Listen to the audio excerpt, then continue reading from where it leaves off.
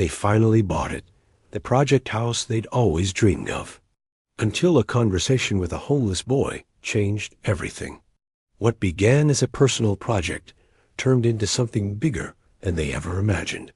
As walls fell down and rooms transformed, the couple discovered that building a home isn't always about the view. It's about the people you welcome inside. They had their setbacks, but when they finally put down their tools, they'd changed an entire town.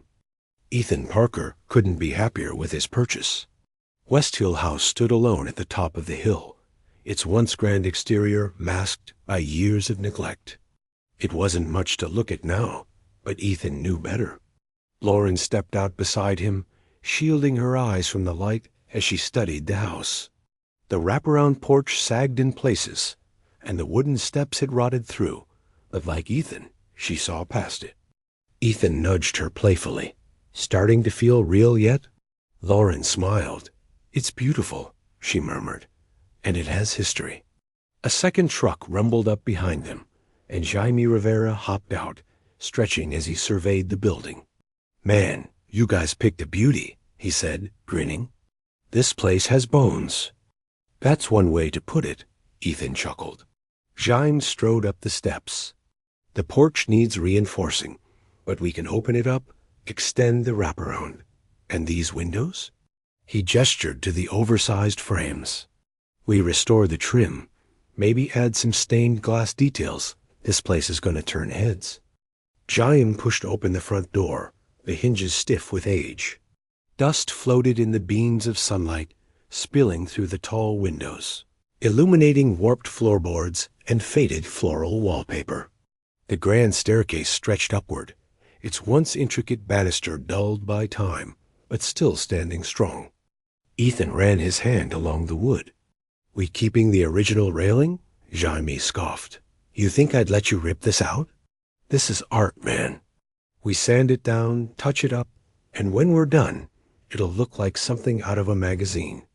That was the thing about Jaime. Where Ethan saw structure, numbers, and function, Jaime saw beauty, design, and possibility. He led them through room after room, sketching ideas in the air as he spoke, knocking down this wall to open the kitchen, repurposing that nook for built-in shelving, and expanding the master suite with a private balcony. They were doing it. Their dream was finally happening. Jaime was deep into logistics, timelines, materials, budget constraints, while Ethan leaned against the kitchen counter, already calculating where they could save on costs and where they should splurge. Lauren, uninterested in that part, checked her watch. "I'm gonna grab us some coffee," she said. "Any requests?" Jaime waved a hand. "Black, no sugar. Keep it simple." Ethan glanced up. "You sure you don't want me to go?" Lauren smiled. "I got it. Besides, I want to check out the town." She walked down the drive toward Main Street. The town had charm-clean streets, colorful storefronts, but just a few blocks away, buildings sagged under the weight of time, sidewalks cracked, and a row of flickering motel signs hinted at more than just temporary stays. The cafe was warm and inviting, filled with the scent of fresh pastries. As she stepped outside with the coffees and some sandwiches, she nearly collided with someone rounding the corner. "Whoa, sorry," the boy said, stepping back quickly. Lauren took him in. 17, maybe 18, his zip-up hoodie worn thin, his sneakers scuffed. He wasn't dirty, but he looked uncomfortable, like someone used to being ignored. "It's okay," she said with a small smile. His eyes flicked to the bag in her hand, then away just as fast. Lauren followed his gaze. He was hungry. She wasn't a mother, not yet, but a powerful maternal instinct stirred in her. She placed a gentle hand on his shoulder before speaking. "Come inside. Let's get you something to eat." The boy frowned, shifting on his feet. "Come on," she said brightly, already turning back toward the cafe. After another pause, he followed. Inside, he stood awkwardly as she ordered, as if uncertain whether to stay or bolt. When she handed him a sandwich, a piece of cake, and a coffee. He hesitated again before taking them. "What's your name?" she asked. He took a slow sip of coffee, as if stalling, and finally, "Noah." Lauren smiled. "Nice to meet you, Noah." She had a feeling this wouldn't be the last time they spoke. Back at the house, Ethan and Jaime were still bent over the blueprints when she walked in. She set Ethan's coffee beside him, as Jaime barely paused his animated pitch. "I know the custom cabinet is a stretch," he was saying, "but if we go with open shelving in the dining area instead of full built-ins, that frees up money for the real showpieces. Picture a farmhouse sink, modern fixtures, but keeping the original beams exposed, warm, modern, and classic all at once." Ethan nodded, considering. "And that keeps us in budget?" Jaime smirked. "You think I'd pitch it if it didn't?" Lauren leaned against the counter, sipping her coffee. She wanted to be fully engaged. This was their dream, after all. But something had shifted. She liked the idea of restoring the house to its former beauty. But for the first time, she wasn't sure that was enough. Her gaze wandered to the window, to the edges of town beyond. Ethan noticed. "You all right?" Lauren blinked, turning back to him. "Yeah," she said quickly. Then after a pause, I don't know. I guess I'm just thinking." Jaime, still flipping through samples, barely glanced up. "That's dangerous." Lauren ignored him. "I walked through town today. Met someone." Ethan leaned back slightly. "Who?" "A kid, maybe 18. His name's Noah." Jaime finally looked up. Lauren hesitated, choosing her words carefully. "I don't know much about him, but I could tell. He's struggling. And not just him. There were people outside the motels, hanging around the laundromat. It's not just that they're low on money. Some of them don't have anywhere to go." Jaime exhaled through his nose, shaking his head. "Yeah, that's Westhill." Ethan studied her. "What are you getting at?" "I think we have a chance to do something bigger here." Ethan frowned slightly. "Like what?" She turned to him fully. "I don't know yet. But there are people in this town who need help. Real help, not just a coffee or a bigger tip." Jaime let out a low chuckle, shaking his head. "You're talking about some kind of shelter." Lauren didn't flinch. "Maybe, or a hostel or something. A place where people can get back on their feet." Ethan stared at her. She wasn't joking. For a long moment, the room was silent, except for the faint creak of the floorboards beneath them. Jaime set his coffee down with a sigh. "No offense," he said, "but that's not what you signed up for. You've got a prime spot in a growing town. You put the work in, fix this place up right, and this is an investment. A real investment. You turn this into a shelter? You're burning money." Ethan was still looking at Lauren, waiting for her reaction. She didn't seem shaken. "I'm not saying we make a decision today," she said, voice even. "I just think we should think about it." The idea clung to Ethan long after the conversation ended. When Jaime packed up and drove off, leaving behind a pile of blueprints, Ethan still couldn't shake the feeling that something had changed. Lauren spent the afternoon walking the property, tracing its edges in slow, deliberate steps. She didn't say much, and Ethan didn't press. He knew when his wife was turning something over in her mind. As dusk settled over the town, he leaned against the porch railing, watching the last bits of sunlight filter through the trees. Lauren sat on the top step, arms resting loosely on her knees, her expression distant but thoughtful. Ethan sighed. "So, are we talking about this?" Lauren looked up at him. "Talking about what?" "You know what." She studied him, tilting her head the way she always did when she knew he was holding something back. Ethan ran a hand through his hair. "We just bought this place. We had a plan." "I know." "We worked for this." "I know." "Then why are we already trying to change it?" Lauren leaned back on her hands, looking toward the horizon. "You always say a good project is about the foundation. Get that right, and everything else follows. He raised an eyebrow. You're using my own words against me now? She smiled. All I'm saying is that people need that too. A foundation. Ethan let that sit for a moment. He wasn't blind to what she had seen in town. Wanting to help was one thing. Changing everything was another. This place was supposed to be ours, he said. We spent years saving up, found the perfect spot. And now you're asking me to just let that go? Lauren met his gaze. I'm asking you to think about it. Ethan looked back at the house. He had pictured it warm and modern, a home that was theirs. But now, when he tried to hold on to that vision, it blurred at the edges. Lauren stood, stretching. I know this wasn't the plan, and I know it's a lot to ask, but I think we could make a real difference here. Ethan didn't answer right away. Instead, his eyes drifted toward the town, where streetlights flickered on, casting long shadows against the sidewalk. Would it change that much? Would it change too much? I'll think about it, he said finally, putting on his jacket. Lauren nodded. That's all I'm asking.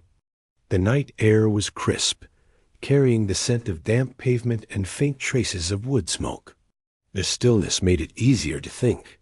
The cafe had closed hours ago, but just outside, near the alley, he spotted movement. The kid sat on a low brick ledge, an old backpack slumped beside him. He wasn't doing anything, just staring at the paper bag in his hands. Something about it made Ethan slow his pace. Everything all right? The kid exhaled through his nose. Yeah, just sitting. His voice was steady, but there was a hint of guardedness, like he was waiting for Ethan to tell him to move along. Ethan nodded toward the bag. That from here? A pause. Then the kid gave a small nod. Yeah, a nice lady got it for me. Ethan smiled. Lauren? Now the kid really looked at him, cautious but curious. Yeah. How do you know? Ethan sat next to him. Because that's exactly the kind of thing my wife does. He hesitated for a second before adding, I'm Ethan. Noah, the kid replied, his voice steady but uncertain. Ethan took in the backpack, the worn-out sneakers, the way he sat. So what you doing out here? Noah shrugged. Gotta sleep somewhere. Ethan glanced over his shoulder at the silhouette of West Hill House.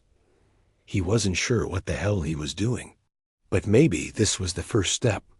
I'm a contractor, he said, renovating a place not far from here. It's gonna take a lot of work, and we could use an extra set of hands. Noah narrowed his eyes slightly, as if trying to find the catch. You offering me a job? Ethan shrugged. Depends. On what? On whether you're going to show up on time and do what needs doing. Noah didn't answer right away. When he did, it was firm. Yeah, I can do that. Ethan nodded. Good. Be at West Hill House at 7 tomorrow. All right, I'll be there. As Ethan walked away, something settled inside him. For the first time since Lauren had suggested changing the plan, he didn't feel like he was losing something. He felt like he was building something. Jaime gave Noah grunt work, hauling scrap, clearing debris, stacking lumber, but it was hard, exhausting work. He didn't complain once. Ethan watched carefully, the way he moved efficiently, didn't cut corners, didn't ask for breaks. He worked like he had something to prove. Jaime noticed too, even if he wasn't about to say anything. By midday, Noah had stripped off his hoodie, sweat dampening the back of his t-shirt as he hefted a pile of rotten wood toward the dumpster. Jaime watched with his arms crossed, but a look of approval. All right. Kid's got a little grit. Lauren was on coffee duty again. The cafe owner, Russell Green, stood at the counter and looked up when the doorbell jingled. Heard your husband put that kid to work. Lauren laughed. Word travels fast, Russell grinned. Small town. He set a paper bag on the counter. Breakfast sandwiches and coffee. Figured they could use it. She hesitated. You didn't have to do that. Yeah, well, neither did you. He turned back to the coffee machine, but before she could leave, he added, I don't know what you two are up to over there, but whatever it is, keep going. Noah had worked all day without complaint, keeping pace with Jaime who, despite his usual skepticism, hadn't found much to criticize. By the time the tools were packed away, Noah stood with them not as an outsider, but as part of the crew. Jaime clapped dust from his jeans. All right, kid didn't slack. Noah smirked. High praise. Jaime scoffed. Don't let it go to your head. Ethan had been watching, not just Noah's work, but how he carried himself. Cautious, ready to move at any second. Someone who knew not to expect stability. And somehow, that made Ethan want to offer it. Be here tomorrow, he said, tossing Noah a water bottle. Noah caught it, blinking in surprise. Same time? Ethan spread the blueprints across the hood of the truck, smoothing them out as Jaime leaned in, arms crossed. Ethan tapped the upstairs layout. We're going to need more rooms. Less luxury, more function. Lauren gestured to the kitchen layout. Should we expand it? If we're feeding people, we'll need the space. Ethan nodded. Yeah, and laundry too. No point running a place like this without it. Jaime leaned back. You're overhauling a whole house for people who might not even stay. You sure this is worth it? Noah spoke without looking up. They don't have to stay forever. They just need a place to start. Lauren turned to Noah. And you, if you're staying, we need to figure out pay. Noah hesitated. Whatever you can spare, I guess? Ethan shook his head. That's not how this works. You work. You get what you need. Lauren leaned forward. Room and board, plus wages. Noah blinked. Room? Ethan shrugged. You're working on the place? Might as well be the first to live in it. Noah sat back, processing it. Yeah, he said after a pause. That'd be good. Jaime smirked. All right, now we're getting somewhere. Noah glanced at the blueprints, running a hand over the edge of the paper. I might know a couple of guys who could help, he said after a moment. Ethan raised an eyebrow. Yeah? Noah nodded. They're like me. Nowhere to be, but they work hard. Ethan considered it. Think they'd show up? If there's food and a place to crash, Noah nodded. Yeah, they'll show up. Jaime exhaled sharply. All right, now we're collecting strays. Lauren shot him a look. Jaime raised his hands. Hey, I'll work with whoever, as long as they pull their weight. Noah crossed his arms. They will. Ethan pressed his palms against the table, looking at the plans one last time before sitting back. All right, he said. That was it. They were doing this. The weeks that followed were a blur. West Hill House slowly took shape, not just as a building, but as something alive again. What had once been a hollow, decaying structure now hummed with the steady rhythm of drills, hammers, and voices calling across hallways. At first, it had been just Ethan, Jaime, and Noah, but soon others joined them. Noah's friends arrived, two at first, then a third, each like him, honest, hard workers. Others came and went, but the four boys were there every day, their hands shaping the very place that would soon shelter them. Jaime, despite his earlier skepticism, couldn't ignore what was happening right in front of him. One afternoon, after watching Noah's crew put up drywall faster than expected, he muttered, All right, maybe this isn't a complete disaster. From Jaime, that was practically a ringing endorsement. At first, the town's reaction was quiet curiosity. People passing by slowed their steps, watching as the once-forgotten house became something new. A few stopped to ask questions. Word spread through Russell's Cafe, the grocery store, the laundromat. Not everyone was convinced. A hostel? So, what, they're just taking anyone? Who's paying for all this? What if it attracts the wrong people? But the benefits were already visible. The construction crew shopped at local stores for supplies. The cafe's business picked up with workers grabbing meals.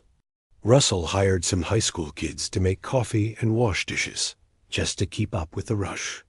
The laundromat struck a deal to clean linens for a reduced rate. Even the skeptics couldn't deny it. Something was happening at West Hill House. The transformation was nearly complete. There were 20 beds spread across a handful of shared rooms, with a few private spaces set aside for longer-term residents.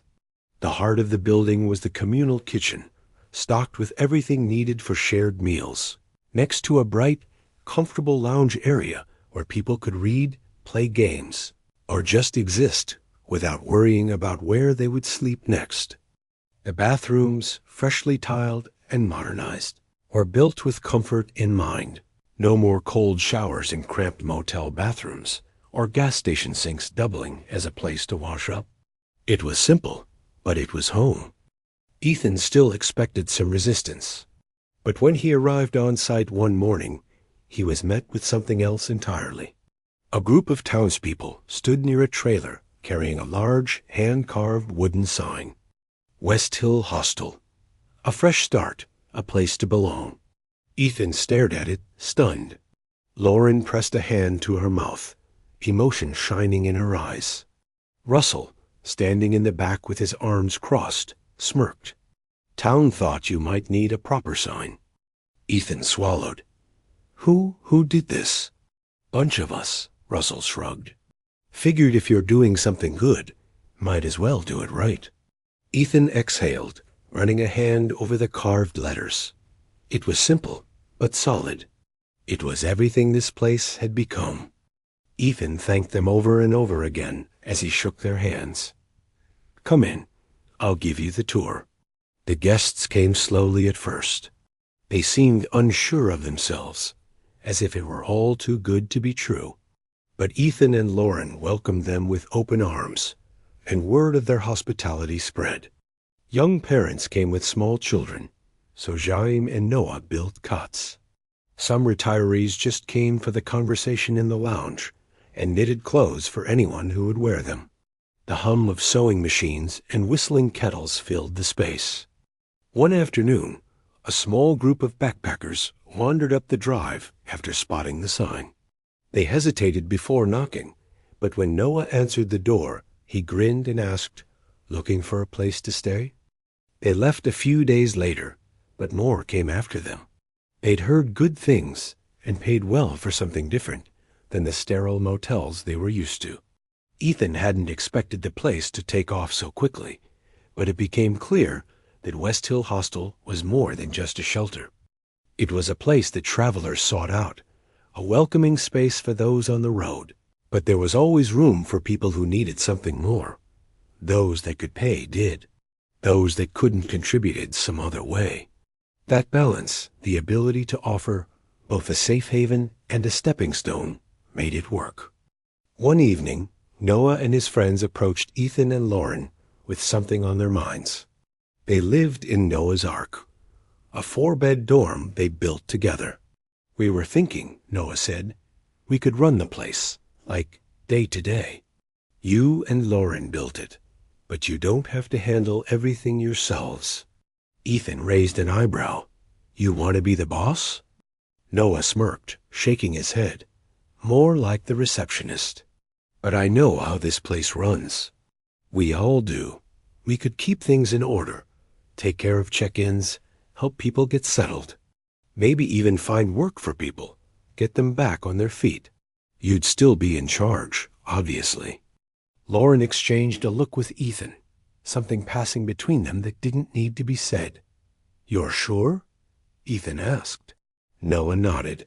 We've already been doing it. Just making it official. Ethan didn't hesitate this time. All right, let's do it.